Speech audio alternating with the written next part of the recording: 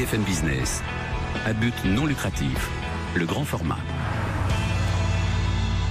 Et le grand format de cette semaine en question, le mécénat de compétences. Et avec nous, Régis Tatala, bonjour. Et vous êtes vice-président exécutif d'Evoteam France et Afrique du Nord, le métier d'Evoteam. Devoteam, c'est un cabinet de conseil en technologie. On accompagne nos clients dans leur transformation digitale. 4500 collaborateurs dans 17 pays en Europe. On parle d'eux en disant que ce sont nos digital transformakers. Voilà. Et aujourd'hui, je parlerai un peu plus précisément de ce qui se fait dans l'activité conseil en management au sein des équipes France.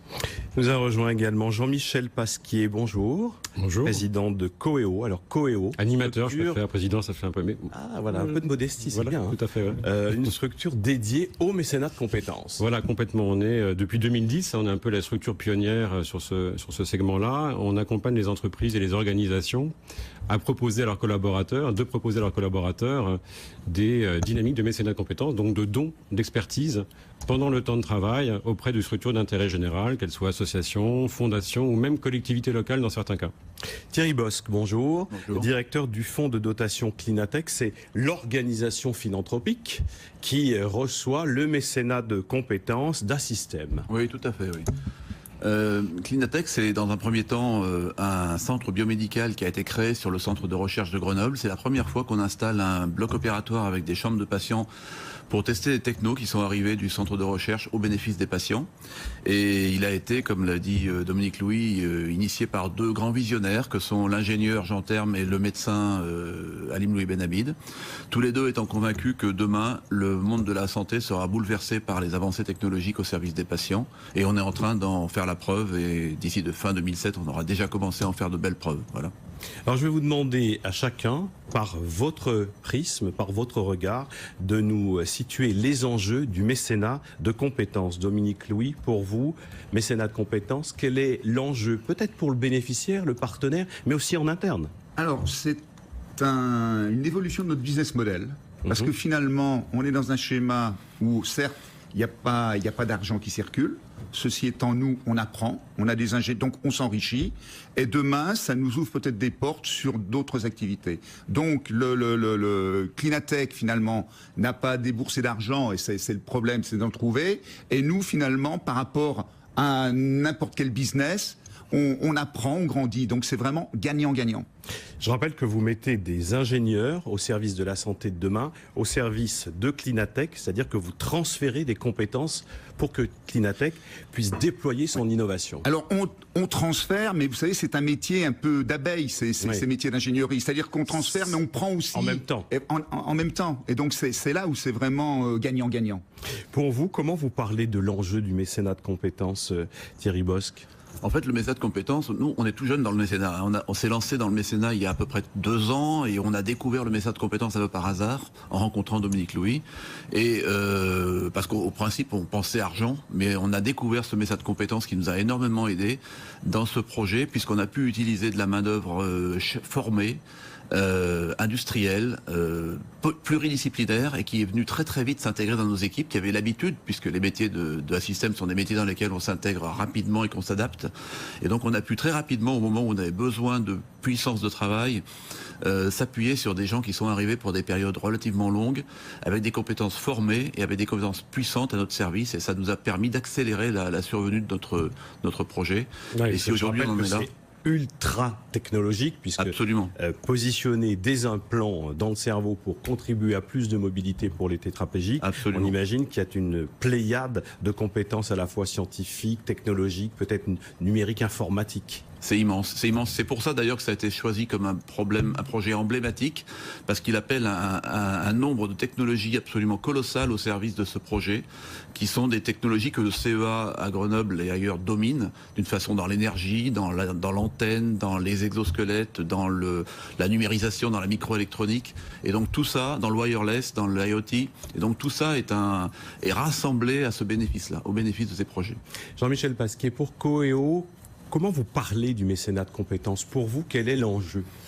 Nous, depuis le début, au début, on était un petit peu regardé du coin de l'œil par les pionniers du mécénat en général. On l'a positionné assez vite comme outil, certes, de solidarité, mais également comme outil un petit peu RH, c'est-à-dire de favoriser un petit peu l'entrée des nouveaux rentrants, ce qu'on appelle la marque employeur dans les organisations. À l'autre bout du spectre, de gérer la transition fin de carrière, début de retraite, au travers de missions de longue durée, pour effectivement que des collaborateurs seniors puissent en fin de carrière partir quelques semaines, voire quelques mois dans une entreprise et puis continuer sous forme de bénévolat une fois qu'ils sont en arrêt d'activité. C'est quand même gratifiant pour les deux parties. Et puis en règle générale, pour dire aux entreprises dès le début que c'est une façon d'incarner la RSE. Nous on dit c'est mettre de la RSE, de la responsabilité sociétale d'entreprise dans vos RH et mettre de la RH dans vos RSE, dans votre RSE. C'est un peu ça le double effet qui se coule du mécénat de compétences aujourd'hui. Régis Tatala, pour vous, quel est l'enjeu? Comment vous regardez cette question du mécénat de compétences chez vos teams? Il y a vraiment 2 niveaux. Le premier niveau, c'est mettre à disposition nos savoir-faire, nos expertises, à tout un écosystème très riche. On parle de 200 000 associations, c'est près de 2 millions de salariés. Et en fait, ils ont les mêmes enjeux, les mêmes sujets que les entreprises classiques, je dirais. Des enjeux de fidélisation, des enjeux de captation, des enjeux d'image, des enjeux d'interaction avec l'ensemble de leurs donateurs. Là, nous, on va les aider à développer une stratégie digitale, une présence web, vraiment de l'interaction sur ces médias. Ça, c'est le premier enjeu. Le deuxième enjeu pour nous, c'est de répondre aux besoins de sens de nos consultants. On a vraiment des consultants dans la majorité, la fameuse génération Y. Ils ont besoin de sens et ils ont besoin d'avoir un sentiment d'utilité. Et nous avons la conviction que notre positionnement de leader, c'est parce que nous avons les meilleurs talents. Et donc ces talents, il faut répondre à leurs attentes premières. Des attentes premières qui génèrent du sens, et c'est ce que vous proposez à vos clients. Voilà, si je peux me permettre d'enrichir avec une vision un peu plus macro, on est à un moment aussi de la société avec un grand S, où les entreprises ont besoin de concrétiser leur engagement avec les collaborateurs, de les remobiliser, où les associations ont besoin aussi de trouver des financements alternatifs. La subvention publique, on sait tous qu'elle n'existe plus, donc c'est une sorte de financement indirect, et puis les collaborateurs qui ont besoin de cette quête de sens. Dominique, oui. Vous savez, moi, j'ai démarré dans mon vie professionnelle. L'entreprise, c'était un lieu où on se rendait le matin et on repartait le soir. Aujourd'hui, l'entreprise, c'est une communauté d'hommes et de femmes. Donc, comment lier ces gens-là? Et ces gens-là se sentent liés surtout par des choses qu'ils partagent, alors qu'ils peuvent être des projets professionnels, mais qui est globalement, surtout sur une longue durée, des gens qui veulent partager une vie, quand vous voyez le déploiement des réseaux. Et pour rebondir aussi sur, vous savez, par le passé, il y avait cette expression anglo-saxonne, learn, earn, return.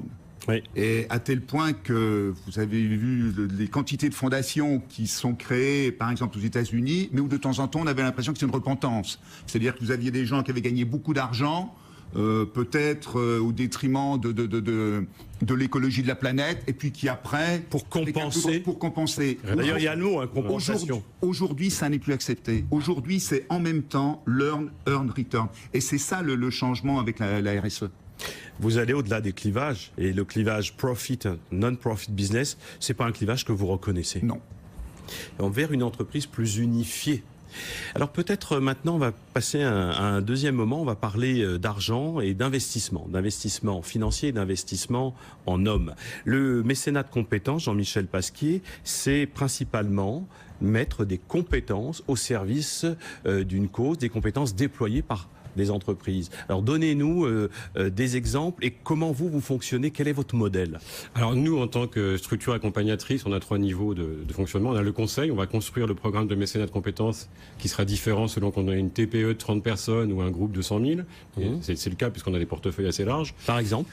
Par exemple, c'est une société comme Amplogest qui fait de la gestion patrimoniale et qui effectivement a mobilisé 100% de ses collaborateurs en quelques mois parce qu'ils sont peu nombreux, que c'est à taille humaine et que le meilleur vecteur de communication, c'est la machine à café. Voilà, ça se passe assez vite. Et un gros groupe?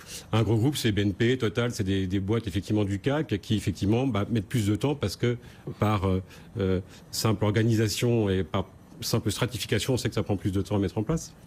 Donc derrière ça, effectivement, nous on s'adapte à l'organisation et on s'adapte à la façon de déployer en interne avec des outils numériques pour matcher les missions et avec aussi des actions de terrain solidaires en collectif, ce qu'on appelle des chantiers solidaires, pour animer tout ça de temps en temps et créer des rendez-vous tout au long du programme de mécénat de compétences. On en est où de l'envergure économique de Coeo? Est-ce que vous pouvez nous donner quelques indicateurs? Là, on est sur une 60aine d'entreprises accompagnées à peu près. On est sur 20 000 heures de mécénat de compétences. Donc c'est peu. Puis c'est beaucoup, puis on est parti d'une feuille à 4 au début, donc voilà, c'est quand même pas si mal.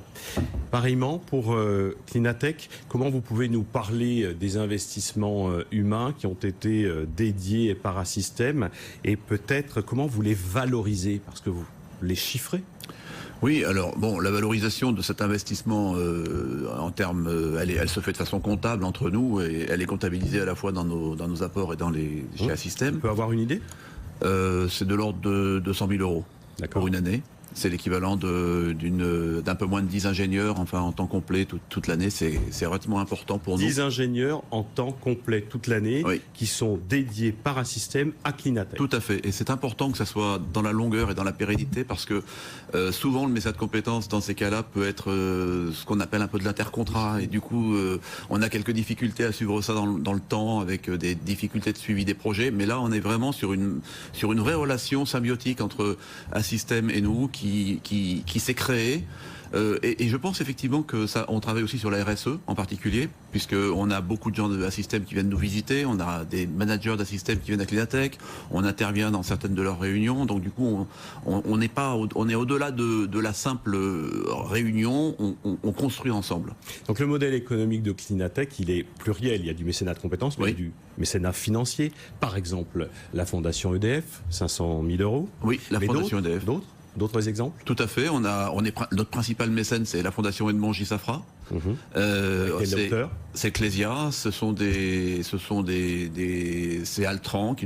C'est beaucoup de clubs services comme le Rotary ou des choses comme ça. Quel est le budget global de Cleanatech? Alors annuellement, c'est autour de 10 millions d'euros. Le fonds de dotation lui fonctionne avec 200 000 euros par an et il a levé 16 millions pour l'instant sur les 30 qu'il cherche à lever d'ici 2018. Voilà.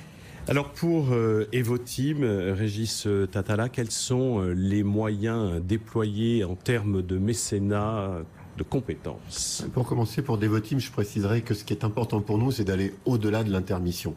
L'engagement que l'on souhaite et celui qu'attendent nos consultants, c'est qu'à un moment donné, on sache sacraliser dans leur trajectoire un temps, un vrai temps dédié, construit dans une vraie logique projet. C'est ce qu'on a fait avec la Croix-Rouge.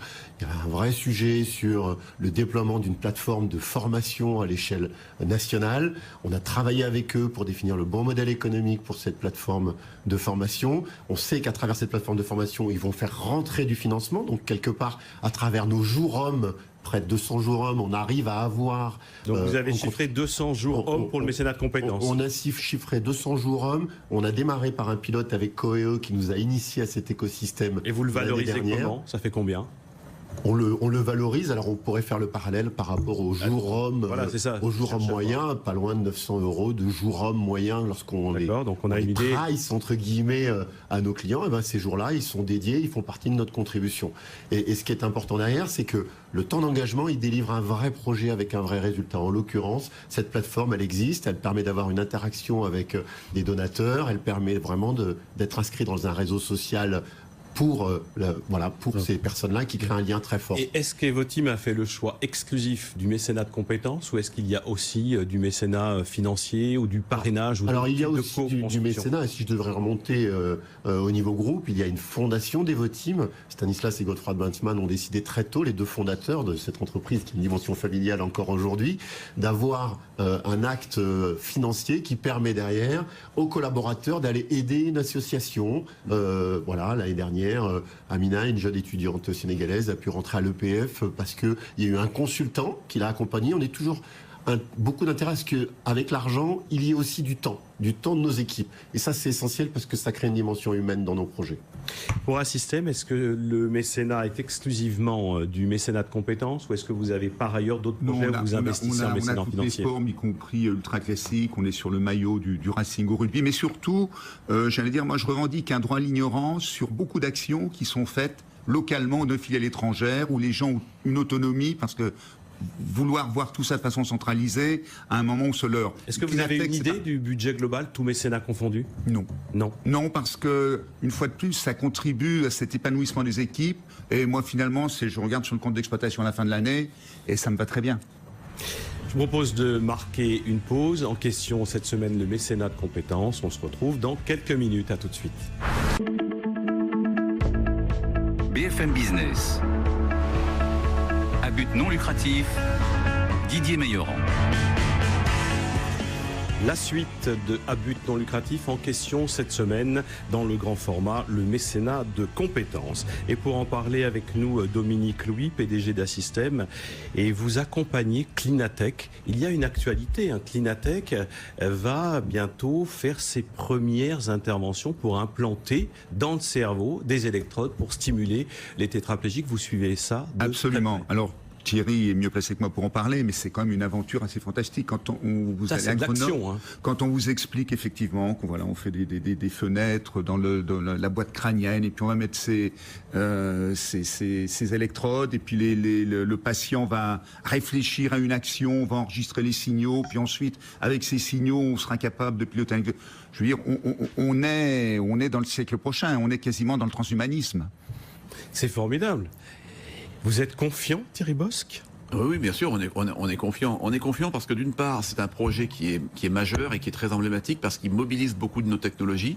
Mais déjà, avec notre implant, qui est un implant qu'on peut déconnecter parfois des exosquelettes, on a d'autres pistes pour le développer et pour le valoriser au service d'autres patients et d'autres maladies. Le BCI. Le BCI. Traduction ? Le Brain Computer Interface, la relation entre la pensée et l'action. Est-ce que il y a en perspective le soin d'autres maladies? Je pense à d'autres problématiques neurologiques ou à la maladie de Parkinson. Oui, on a aujourd'hui un projet majeur puisque Alim Louis Benhamid a été le premier neurochirurgien à installer des implants dans le cerveau de gens qui avaient la maladie de Parkinson pour arrêter les symptômes de cette maladie, dans certains cas.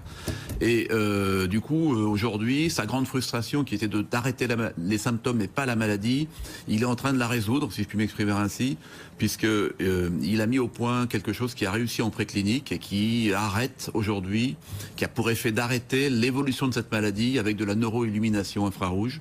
Et donc, on espère qu'en 2017, début 2018, on pourra faire une première opération avec un implant de fibre optique dans le cerveau qui ira illuminer le noyau subthalamique avec de l'infrarouge et qui ira peut-être arrêter la maladie de Parkinson chez l'homme. Alors, 2 secondes, parce que nous nous régalons de ces aspects techniques.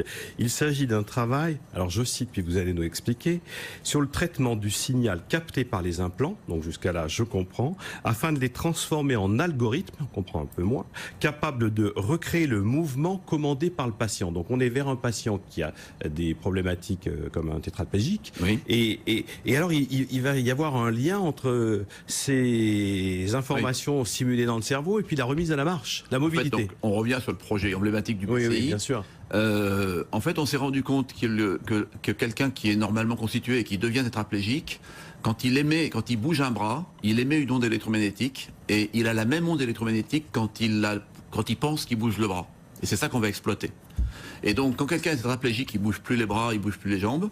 Mais donc, on sait que s'il les a bougés, on sait qu'il peut émettre cette onde électromagnétique qu'on va aller capter avec des implants qu'on pose sur la dure-mère. Et une fois qu'on les a captés, on sait grâce à des logarithmes, des opérations mathématiques, les transformer, les numériser et les envoyer vers l'exosquelette. Algorithme égale opération mathématique. Et on salue bien sûr les compétences diverses et variées au service de ce projet, les scientifiques, les ingénieurs. Un coucou particulier aux kinésithérapeutes qui sont particulièrement investis dans cette équipe. Alors pour vous, Jean-Michel Pasquier, l'action, lorsque l'on parle de mécénat de compétences, ce sont des actions très diverses, très différentes. Là, on est sur une action très emblématique sur le plan scientifique, mais ça peut être des actions du quotidien tout aussi emblématiques, mais moins compliquées sur le plan scientifique. Voilà, là, on est vraiment sur de la niche très pointue de l'expertise. Et il faut aussi savoir que le mécénat de compétences, c'est tout simplement, ça peut être accompagner une ou des associations pendant 3 heures, pendant une matinée, pour former des bénévoles à utiliser Excel. Qui sait vraiment utiliser Excel à fond aujourd'hui en France? Exemple? Pas beaucoup. On a travaillé pas mal ensemble pour transposer, par exemple, la manière dont on peut utiliser un certain nombre de solutions qui permettent de faire de la formation vidéo très rapidement. Voilà. Eh ben, c'est des formations qu'on donne à nos consultants et on s'est rendu compte qu'on pouvait et ça faire passer ces formations-là à ces associations. Et il faut adapter un peu les formats, mais très rapidement, ils prennent possession de ces nouveaux outils. On a inclus Devoteam dans un pilote qu'on vient de signer avec le réseau national des maisons des associations, qui sont en fait des sites dans les communes qui représentent un peu un centre de ressources pour les associations.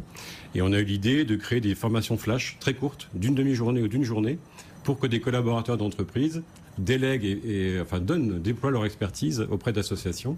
Donc elles sont plusieurs, elles sont une dizaine ou une quinzaine présentes à chaque fois, autour de thématiques, outils collaboratifs numériques, effectivement comptabilité, efficacité, gestion de projet, des choses très simples. Comment établir une gestion de projet, des choses très simples. Il s'agit, dans ce que j'entends, d'accompagner les acteurs d'intérêt général, les associations en particulier, dans un virage digital, cette fameuse transition numérique. Ce que disait Régis, c'est que les associations, elles sont confrontées aux mêmes défis, aux mêmes enjeux que l'entreprise, par définition, parce qu'on leur demande d'être de plus en plus professionnels. Donc effectivement, leur objectif d'intérêt général, il doit être accompagné d'une méthode et d'un process qui devient de plus en plus pro. Donc, et là, c'est le travail de Coréo d'accompagner des entreprises comme Devoteam. Régis Tatala, expliquez-nous, parce qu'on comprend bien par l'exemple, là on voit bien que contribuer à former des associations sur des modèles de production audiovisuelle, tout de suite, ça va leur permettre de valoriser avec ces images leurs actions, les mettre sur leur site, de valoriser des concepts de communication. Un autre exemple, que fait Devoteam Management Consulting pour accompagner, dans le cadre de mécénat de compétences, des projets divers ou variés? Je vais vous demander de nous en choisir un qui vous semble particulièrement emblématique. Je vous parlerai de ce qu'on a fait sur la stratégie digitale de la filière formation de la Croix-Rouge. Ce qu'on a fait avec eux, c'est qu'ils avaient un vrai sujet à travers cette filière formation, quelque part du modèle économique. Ils voient bien que ça va ramener beaucoup de fonds. Par contre, la manière dont ils allaient s'adresser aux donateurs avait besoin d'être précisée, avait besoin d'être structurée en fonction des canaux, comme toute stratégie omnicanale, en fait, je dirais, que tous les grands groupes de la distribution en particulier utilisent. Et cette stratégie omnicanale, on les a aidés à travailler ce qu'on appelle le web marketing. Voilà. Quelle cible, quel média, quelle info, et derrière, quelle gestion en continu de ce cycle d'animation. Et aujourd'hui, ce projet-là, il est déployé et ça leur permet vraiment une itération très très forte et de grande qualité. Dominique Louis, pour Assystem, comment vous parlez des actions du mécénat de compétences pour l'entreprise? Il y a déjà dans votre propos, tout à l'heure, vous nous disiez que c'est donner, c'est recevoir. Les ingénieurs que vous mettez à disposition de Clinatech, quand ils reviennent dans l'entreprise, est-ce qu'ils reviennent avec un champ de vision nouveau, une culture nouvelle, peut-être même des process ou des compétences qui ont été imbibées d'acteurs de l'intérêt général? Alors, si on reste sur l'exemple Clinatech, c'est vrai que ils reviennent avec une expérience qui est, nous, stratégique pour le futur, parce qu'on croit énormément, pour les sociétés comme nous, sur le domaine des sciences de la vie, au sens large. C'est-à-dire, si on veut un peu faire la science-fiction, tout ce qu'on appelle le transhumanisme, et c'est déjà du transhumanisme, ce qu'on explique là. Et moi, je suis persuadé que pour des sociétés comme nous, il y aura effectivement ces passerelles, ces transversalités entre les gens du biologique et des sciences physiques, avec deux grands axes. Le biomimétisme, quand vous regardez, vous savez, dans l'aéronautique, les bouts d'ailes qui relèvent, c'est les petites plumes là, des aigles, etc., où on s'est aperçu que ça coupait les tourbillons, etc. Et le transhumanisme, qui est effectivement, au niveau d'un individu, réparer des dégâts alors matériels. Alors, il faut s'arrêter avant le fantasme, d'aller intervenir dans le cerveau, de changer les choses. Mais si vous restez au niveau des composants, tout ça va évoluer très vite et on sera forcément à l'interface. Regardez le fameux cœur Karma. Tout ça sera à l'interface d'ingénieurs et de biologistes. Et nous, on pense que, alors probablement à 20 ans, moi je serai plus là pour le voir, mais ça peut être un axe de développement extrêmement important pour une société comme nous. Il faut de la gestion de management complexe, beaucoup d'intervenants, des projets qui se déroulent dans la durée. Nous, une de nos expertises, c'est qu'on est sur des projets qui durent très très long. Un projet nucléaire peut s'étaler sur 10-15 ans. Des projets de ce type-là qui sont quasiment de la recherche, c'est la même chose. Donc, j'allais dire, c'est une chance pour nous de travailler sur le projet de Clinatech de ce point de vue-là. Est-ce que vous avez un autre exemple d'investissement citoyen? Alors, on a des choses beaucoup plus légères. Oui, d'Assystem. Je sentais qu'il y avait autre chose peut-être qui vous tenait à cœur. Par exemple, on est un acteur de l'ingénierie aéronautique. Eh bien, on aide une association qui doit s'appeler Réplicaire à faire revivre ou renaître des avions qui n'existent plus, où là, on va refaire des calculs, on va même fabriquer des pièces en impression 3D, etc. Mais là, j'allais dire, c'est quasiment, nous, on met à disposition un peu de temps, alors c'est moins structuré que Clinatech, mais c'est des gens qui le font par plaisir, des passionnés d'aéronautique, et dont la récompense suprême sera un jour même de piloter l'avion. Donc, il y a des initiatives de ce type-là.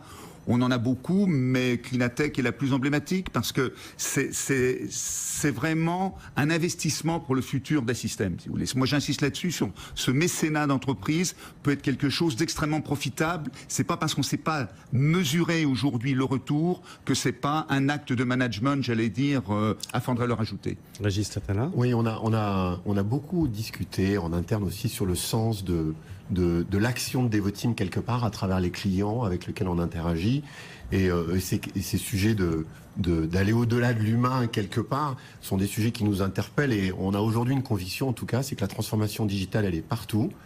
Mais que pour Devoteam, la place de l'humain dans la manière dont on doit faire évoluer notre société et dans la manière dont on va faire évoluer nos entreprises, elle est essentielle. Et en tout cas, ces Digital Transformakers, tous nos consultants qui sont partout dans les groupes pour accompagner cette transformation, ils ont à chaque fois ce sens-là.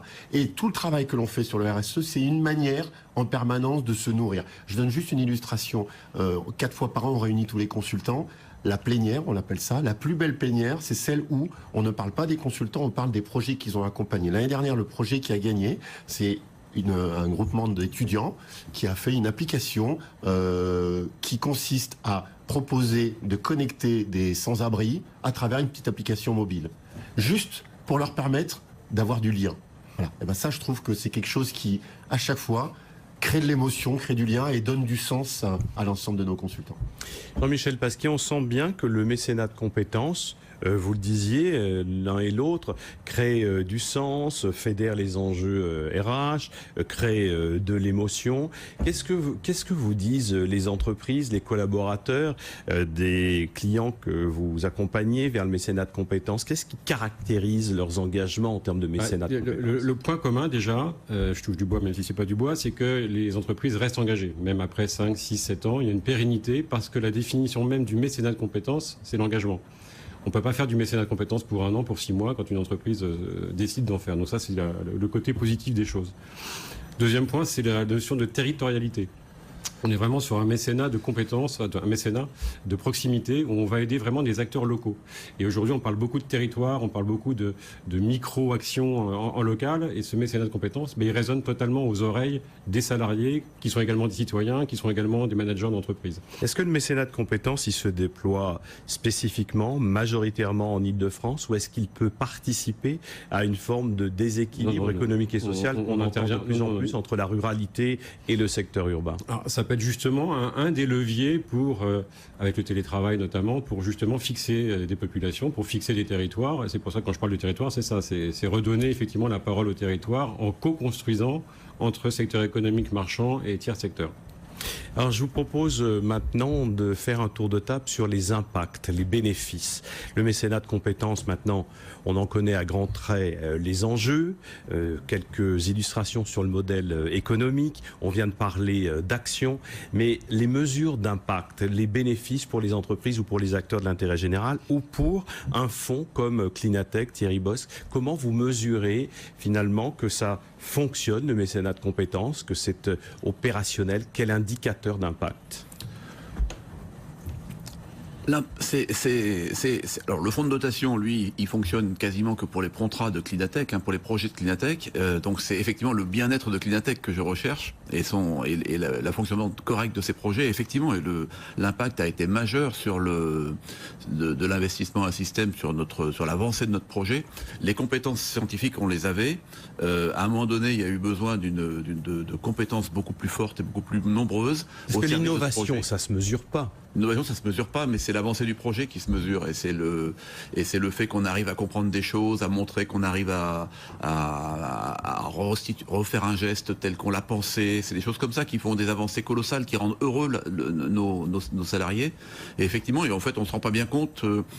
C'est pas évident de dire parce qu'en fait les gens sont tellement intégrés dans nos équipes que c'est un projet global, c'est devenu un projet global tout ça, c'est pas un projet du Cleanatech ou d'Assystem, c'est devenu une équipe qui travaille sur un sujet particulier Et ce qui me paraît important de dire, c'est effectivement que ça se fait pas dans n'importe quelle condition. Je pense qu'il faut que la structure qui reçoit et la structure qui donne ait aussi des valeurs à peu près identiques. Et je pense que de ce point de vue-là, avec un système, on se ressemble un peu.